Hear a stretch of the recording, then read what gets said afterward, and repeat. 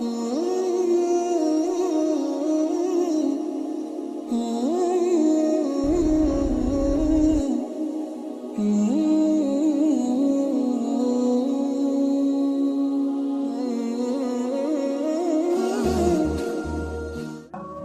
ንጉስ አንዷን ሴት ዝሙት ሊፈጽምባት ስልጣኑን ተጠቅሞ ብዙ ነገር ሊያደርጋት ፈለገና በጠቅላላ በሮችን ዝጊ አላት።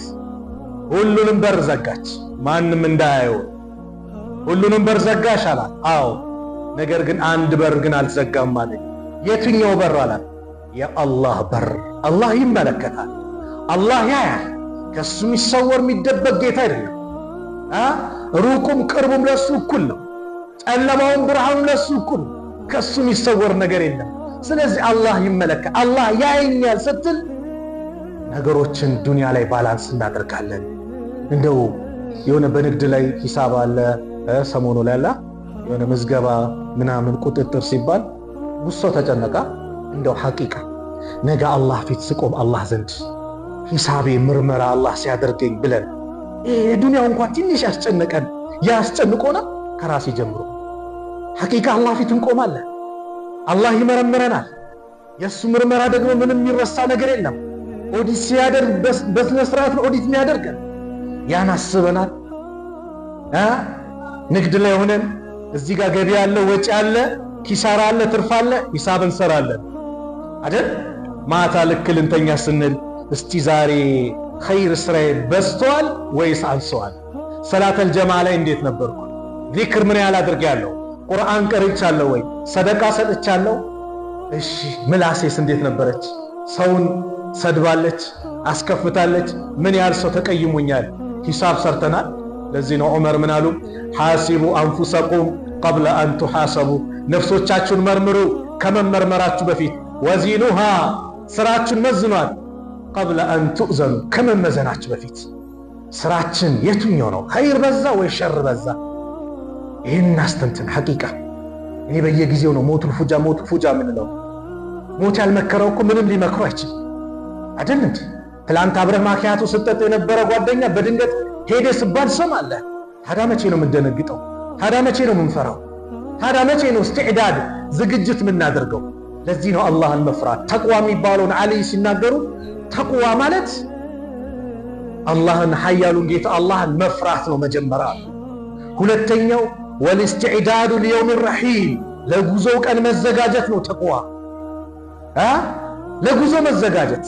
ቪዛ ይመታል ሲባል ለዑምራ ነው፣ ለሐጅ ነው፣ ለዱባይ ነው፣ ቱርክ ነው፣ የሆነ ሀገር ነው። ከአላህ በኩል የሚመታ ቪዛ ደግሞ አለ፣ የሚቆረጥ ትኬት አለ። ወዴት የምንሄድበት? ቀብር የምንገባበት ያ ወቅት አለ። ወልአመሉ ቢተንዚል አሉ። ሶስተኛ በወረደው መስራት፣ በቁርአን መኖር፣ በሐዲስ መኖር፣ ስሜቴን መወርወር፣ የአላህን ፍላጎት ብቻ ማድረግ፣ ቁርአንን ዱስትሬ መመሪያ ማድረግ፣ የነቢዩን ዓለይሂ ሰላቱ ወሰላም ሐዲስ መኖር፣ ማፍቀር፣ መስራት፣ ስሜቴን ወርውሬ በትንሽ ደግሞ መብቃቃት። ባላህ ነገር መብቃቃት። እኛ ዛሬ ዱንያ የበላያችን እንመለከታለን። እንደ ዲን እኮ የታዘዝነው በዱንያ ጉዳይ የበታችን ተመልከት። መኪና የለህም አይደል? አዎ። በባዶ እግሩ የሚሄደውን ተመልከት። መኪና የለም አይደል? አዎ። እየተንፏቀቀ የሚሄደውን አላህ እግር ወስዶበት እየተንፏቀቀ የሚሄደውን ተመልከት።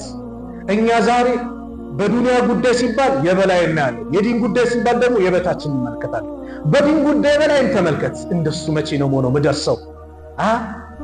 ሰላቴን በጀማ ምሰግደው፣ ቁርአን መቀራው፣ ሰደቃ ማውጣው ብለን በዲን ጉዳይ የበላይ ነን።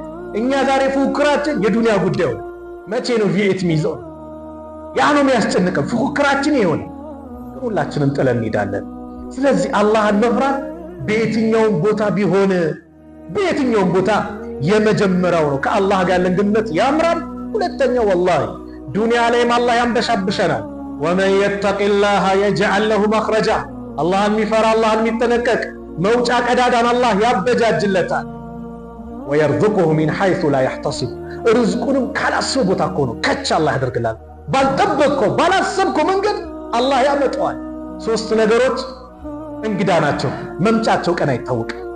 ሞት እንግዳ ነው፣ መች እንደሚመጣ አይታወቅም። ማንም አያውቅም።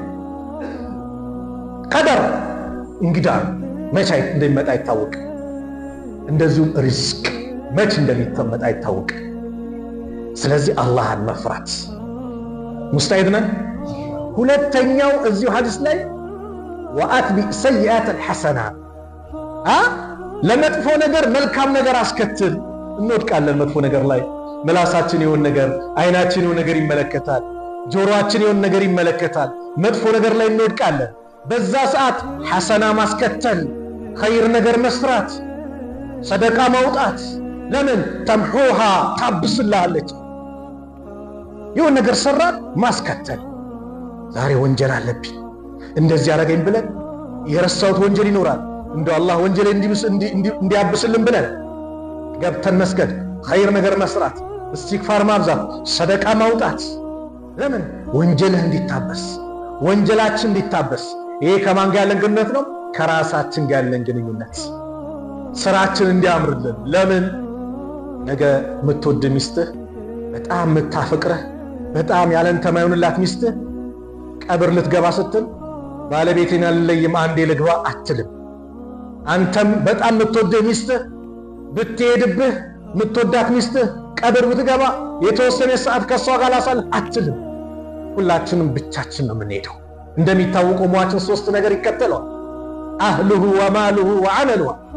ገንዘብ ንብረቱና ቤተሰብ ይከተለዋል። ቤተሰብና ገንዘብ ግን ይመለሳል። ጭኖት የሄደው ጀናዛውን ጭኖት የሄደው መኪና የሱ ከሆነ ይመለሳል። አልጋውም ይመለሳል። ከላይ የለበሰውን ፎጣ ይመለሳል። ያችን ብጣሽ ጨርቅ፣ ያችን አቦድዴ ነጭ ጨርቅ ሁሉም ሰው ተጠቅልሎ ለህድ ውስጥ ይገባል። አብሮት ማን ይገባል? ስራው ጀነት ወይ ጀሃነም ሳያስገባው አይለየው። ስለዚህ ከራሳችን ጋር ያለን አንፉሰኩም ነው። ነፍሶቻችን አድኑ ነው የመጀመሪያው። ምን አለኝ እንበል። ሐቂቃ ቀብርን ቀብራለና ሁሉም ተኝተዋል፣ ስማቸው ተጽፏል እያየን። እነዚህ ሰዎች ትላንት እንደኛ ሲቀብሩ ነበሩ። እነዚህ ሰዎች እንደኛው ዳዕዋ ሲከታተሉ ስንት ኸይር ላይ ነበሩ። ግን ጊዜያቸው ደረሰ፣ ሄዱ። ስለዚህ ለነፍሳችን ወአትቢ ሰይአት አልሐሰና፣ መጥፎ ነገር ከሰራ ሐሰና አስከትል። ኸይር ነገር ነው የሚጠቅመን። ለቀብር ቤታችን የሚጠቅመን እቻውን የሰገርና ሰላት፣ ይኸውን የሰገርነው ሰላት፣ የዙሁር ሰላት ወንድሞች ወላሂ የውመል ቂያማ ካልሆነ መቼም አይመለስ። በቃ ሄደ። እንደ ስም ነገም ዙሁር አለ፣ ከነገ ወዲያም ዙሁር አለ። እቺ ግን ዛሬ የሰገርናት የዙሁር ሰላት ነገ የውመል ቂያማ ብቻ ነው የምትመጣው። አልፋለች። እስከ ዛሬ ስንት ነገር አሳለፉ፣ ኸይር ወይስ ሸር? ለራሳችን ምን አስቀደምን? የውመ ላ ተምሊኩ ነፍሱን ሊነፍሲን ሸይአ ወልአምሩ የውመኢዝን ሊላህ። ያን ቀን ጉዳዮች በአጠቃላይ ወደ አላህ፣ ማንም መጥቀም አይችልበት ቀን። ሶስተኛው ወኻሊቅ ናስ ቢኹሉቅን ሐሰን፣ ከሰዎች ጋር ስትኗኗር በመልካም አኗኗር፣ በመልካም ጸባይ፣ በመልካም ስነ ምግባር ተኗኗር። ስራ ቦታ ስትመጣ መጣብን ነው ወይስ አልሐምዱሊላህ እከሌ መጣ እንደው ሊያጫውተን ሊያስደስተን እንደው ሊመክረን ከየትኛው ነው? ሰዎች አዛ አድርጊያቸው ተቃጥለውብኛል ወይስ በምንድን ነው?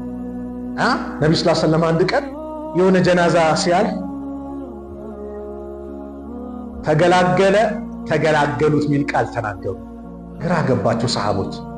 ተገላገለ ምንድን ነው? ሙእሚን የሆነ የአላህ ባሪያ ዱንያን ለቆ ሲሄድ ከዱንያ ጣጣ፣ ጭቅጭቅ ከመሳሰሉ ተገላገለ። ወደ አላህ አኼራ መልካም ነገር ከሚያጋጥመው ዘንድ ሄደ። ተገላገሉት ደግሞ እዚህ ዱንያ ላይ አዛ ሲያረጋቸው ከነበሩ ከሰዎች ጭምር፣ ከእንስሳው ጭምር፣ ከዛፉ ጭምር እኮ ነው። ሱብሃንአላህ። ዛፍ በምን ምክንያት? በሱ ወንጀል ጠብታ ዝናብ ተከልክሎ ሊሆን ይችላል። ተገላገሉት። ከየትኛው ነው የሚባለው? ውፋይ አልሐምዱሊላህ ሄደልን ነው የሚባለው ወይስ አላህ ይዘንለት? ምን አይነት ሰው ነበር ተብሎ አላህ ይርሐመው ከሚባለው ሰው ነኝ? ከየትኛው ነኝ?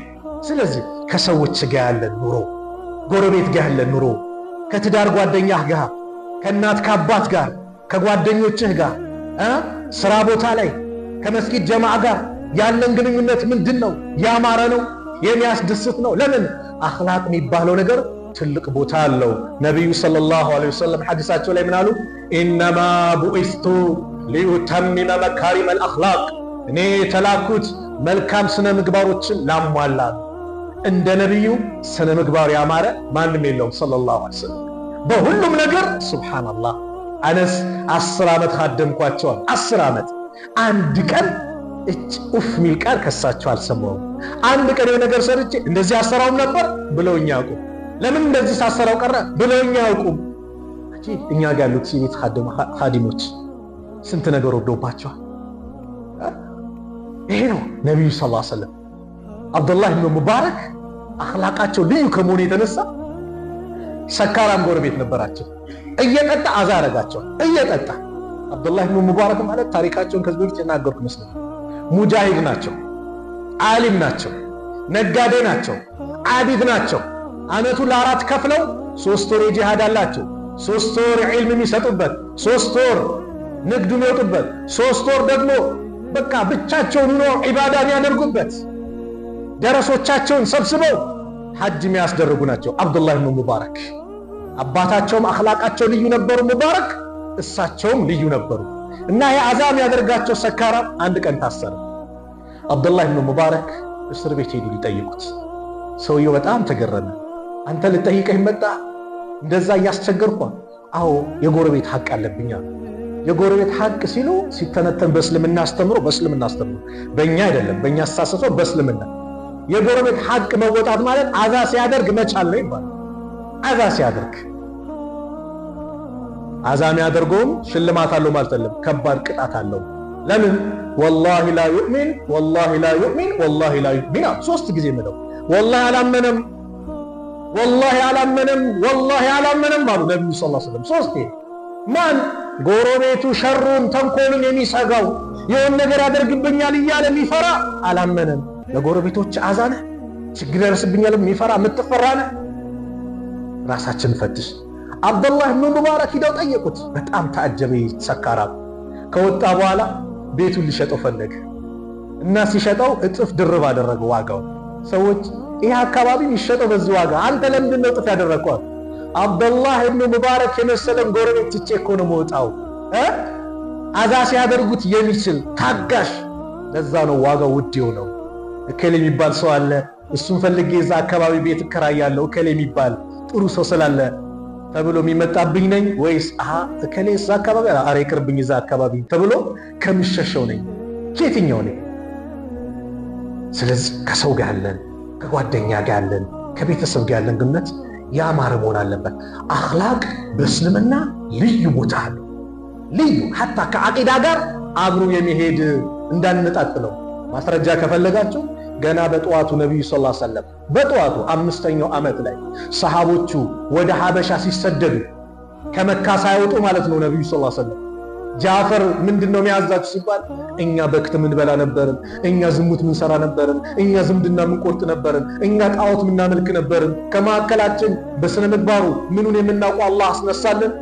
ዝሙትን አቁሙ፣ የደካማን ገንዘብ መብላት አቁሙ፣ ዝምድናን መቁረጥ አቁሙ፣ አላህን በብቸኝነት ተገዙ፣ ጣዖታትን አባቶቻችን ይዙትን እራቁ ሲለን እሺ ብለን ተቀበልነው። አያችሁ፣ አኽላቅ ዝምድና መቁረጥ መጥፎ ስነ ምግባር ነው። ዝምድናን መቀጠል መልካም ስነ ምግባር ነው። በመጀመሪያው ሰዓት ሻሃዳ ሲያዝዟቸው እኮ ሴቶቹን ነብዩ ሰለላሁ ዐለይሂ ወሰለም ከሻሃዳው ጋር ላኢላሃ ኢለላህ አብሮ ምን አለ? እንዳይቀጥፉ በእጆቻቸውና በእግሮቻቸው መካከል ዝሙትን ላይሰሩ፣ ላይሰርቁ፣ ላይቀጥፉ አኽላቅ። ስለዚህ አኽላቃችን የግድ መስተካከል አለበት። ሰው በአኽላቅ ነብዩ አብዛኛውን ይዞት መጥቶታል። አንድ ምሳሌ ተናግሬ ፕሮግራም ይልስጋ። የነብዩ አኽላቅ ስንቱን ወደ ዲን እንዳመጣ።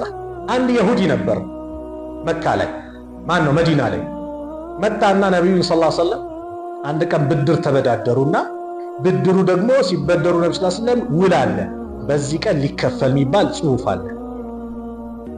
ቀኑ ሳይደርስ መጥቶ ነብዩን ያዛቸው። ብሬን የወሰድክብኝ አምጣ ንብረቴን አላቸው። ዑመር ቀልድ የለም ነብዩ ተነኩ ሲባል ዑመር ጋር ቀልድ የለም እኮ የእውነት ነው የሚወዳቸው። እኛ ጋር ረሱል ተሰደቡ ሲሆን አላህ አለው ነብዩ አላህም አላቸው። ኢና ከፈይናከ አልሙስተህዚኢን፣ በአንተ ላይ ያላግጡትን እኛ በቂህ ነን ብለው እንበቃለን፣ ዋጋቸውን እንሰጣለን ብሏል አላህ። ነገር ግን ተቆርቁረናል፣ ውስጣችን ተቃጥለዋል፣ አብደናል። አላህ ሲነካ ነብዩ ሲነኩ ሰለላሁ ዐለይሂ ወሰለም ራሳችን ስንነካ ግን አንበሳ። ነብዩ ራሳቸው ሲነኩ ሁሌም ሶብረኛ ናቸው። የአላህ ዲን ሲነካ ግን ነብዩ አንበሳ ናቸው። ሐቂቃ በራሳቸው ጉዳይ ግን ሁሌም ታጋሽ። መጥቶ አነቃቸው። ዑመር ሰይፉን መዘዘ። ነብዩ ሰለላሁ ዐለይሂ ወሰለም ዑመር ተው በእኔም በሱ መልካም አልዋልክም፣ እሱንም በአግባቡ ጠይቅ ነው ማለት ያለብህ። እኔ ምዳ ካለብህ ክፈል ነው። ሱብሃንአላህ አኽላቅ አያችሁ። እኔ የሆነ ሰው ቢይዘኝ የታባቱ ሊመታኝ ደረሰኝ በለው ነው አይደል ነው። የነብዩ ግን ይህ አይደለም። የነብዩ ይህ አይደለም። አላ ይህ ሰው ምን አለ? ነብዩ ሰለላሁ ዐለይሂ ወሰለም ምን አሉ? በሉ ቀኑ ገና ቢሆንም ክፈሉት አለ። ቀኑ ሳይደርስ ነው ያዛቸው። ይህ ይሁዲ ምን አለ? እኛ መጽሐፍ ላይ ከተጠቀሱ ስላንተ ባህሪ እሱን ለማጣራት ነው ሆን ብዬ ነው ያደረኩት። ምን ይላል? ችግር መከራ የተለያየ ነገር በመጣበት በደረሰበት ቁጥር ቻይነቱ ታጋሽነቱ ሕልምነቱ እየጨመረ ይመጣል። ጥቅስ አለ እሷን ለማጣራት ብዬ ነው። አሽሀዱ አን ላ ኢላሃ ኢላላህ ወአሽሀዱ አነ ሙሐመደን ረሱሉላህ። ነብዩ ሰለላሁ ዐለይሂ ወሰለም በአኽላቅ ይዞም ሐታ ጉልበትም ከተባለ ለኢማን ተጠቅመዋል። ይሄ አንድ በሰሞኑ ምንድነው በቴሌቪዥን ሪስሊንግ ምናምን የሚባል የሚጣሉ አላ በቃ እንደዛ በጣም ጉልበተኛ ሰው ነበር አንዱ። ከዛ በጣም ሰው ሲያስቸግር ነብዩ ሰለላሁ ዐለይሂ ወሰለም አሉት እኔ አሁን እናንተ ታግለን ባሸንፈ እስልምናን ትቀበላለህ አሉት። ለኢማን ነው ነብዩ ሰለላሁ ዐለይሂ ወሰለም የሚጠቀሙት። መሐመድ አንተ ልጥለኝ አላቸው። አዎ ብጥል ነው እኮ ያልኳል። እንግዲህ ሰዎች ሰብሰባ ናቸው። ነብዩን ጥሎ ሰለላሁ ዐለይሂ ወሰለም ሊያስቅባቸው ሰው ተሰበሰበ። ነብዩ አነሱና አፈረጡት። ቆይ ይደገማል። ሁለተኛው ላይ አፈረጡት። አያ በሶስተኛው የእናንተ አገላለጽ ሃትሪክ ነው የምትሉት ሰሩበት። በቃ ሲጥሉት ይሄ ማለት እከሌ እንደተባለው ሰው አይደለም። እውነትም ነብይ ቢሆን ነው አለና አሽሀዱ አን ላ ኢላሃ ኢላላህ ወአሽሀዱ አነ ሙሐመደን ረሱሉላህ። ሱብሃንአላህ። ስለዚህ አኽላቅ ሰውን ወደ ዲን ማምጣት እንችላለን። በምን በስነ ምግባራችን እውነተኛ ነጋዴ በመሆን ታማኝ በመሆን አኽላቃችን በማሳመር ሰውን ሳንንቅ ሰውን በማክበር ዝቅ ስንል ለሰው ለወንድሞቻችን ትህትና የበታችን ዝም በአኽላቅ ሱብሃንአላህ። ስለዚህ እቺ ሐዲስ ኢተቂላህ ሐይሱማ ኩንተ አላህን ፍራ የትም ቦታ ብትሆን ወአትቢ ሰይአተል ሐሰና መጥፎ ነገር ስትሰራ ምን አስከትል ኸይር ነገር አስከትል። ለምን ተምሑሃ ታብስልሃለች። ወኻሊቅ ናስ ቢኹልቅን ሐሰን ከሰዎች ጋር ስትኗኗር በመልካም ስነ ምግባር ተኗኗር።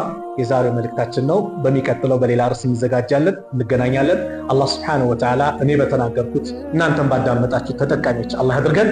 መጨረሻችን አላህ ያሳምርልን። እሱም በየትኛውም ቦታ በየትኛውም አካባቢ በቀን በማታ ከሀገር ውስጥም ከሀገር ውጭ የምንፈራ አላህ ያድርገን። እሱን የምንፈራ አላህ ያድርገን። ትክክለኛ ተቅዋን አላህ ይለግሰን። ትክክለኛ ተቅዋን አላህ ይለግሰን። እንደ ወንጀል ሰርተን ወደ መልካም ነገር የምንሽቀዳደም አላህ ያድርገን። ከወንድሞች ጋር ከማህበረሰቡ ጋር ያለን ግንኙነት ያማረ ግንኙነት አላህ ያድርገን። አኽላቃችን ያማረ አላህ ያድርግልን። ዓለም ላይ ያሉት ሙስሊሞች ከመከራ ከጭንቀት አላህ ነጃ ይበላቸው። ጭንቀት ላይ ያሉ ወንድሞችን ከጭንቀት አላህ ይገላግላቸው። የታመሙብንን አላህ ያሽራቸው። የሞቱብን ደግሞ የጀነት አላህ ይበላቸው። ከቀብር ቅጣት አላህ ይጠብቃቸው። ፍልስጤም ያሉት ወንድሞቻችን በቃቸው አላህ ይበላቸው። የበላይነቱን አላህ ለነሱ ያድርገው። ድሉን ለነሱ አላህ ያድርገው። ድሉን ለነሱ አላህ ያድርገው። በይተል መቅዲስን በሙስሊሙ በወንድሞቻችን እጅ አላህ ያስገባልን። እኛም የተቅዋ የኸይር ነገር ተባባሪ አላህ ያድርገን። አላህን በትክክለኛ መንገድ የምንገዛ አላህ ያድርገን። የረሱልን ዓለይሂ ሰላቱ ወሰላም ሱና አጥብቀን የምንይዝ አላህ ያድርገን። ሱናቸውን ተከትለን ነገ ሐውዳቸውን የምንጠጣ አላህ ያድርገን። ረበና አቲና ፊ ዱንያ ሐሰና ወፊል አኺረቲ ሐሰነተ ወቂና ዐዛበናር። ሰለላሁ ዐላ ነቢይና ሙሐመድ ወዐላ አሊሂ ወሰሕቢሂ ወሰለም። ሰላሙ ዐለይኩም ወረሕመቱላሂ ወበረካቱሁ።